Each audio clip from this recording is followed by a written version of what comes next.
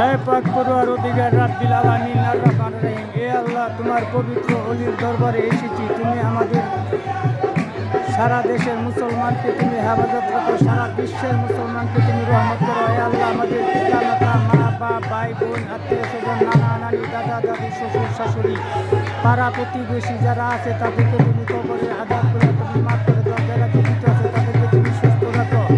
হে আল্লাহ, আমার মেয়েটাকে তুমি উচ্চ করো। হে আল্লাহ, পাড়া প্রতিবেশী তাদেরকে তুমি আযাব পার করো। আল্লাহ, আমাদের পাড়া প্রতিবেশী আল্লাহ সবাইকে তুমি রহমত নাজিল করো। লা ইলাহা ইল্লাল্লাহু মুহাম্মাদুর রাসূলুল্লাহ।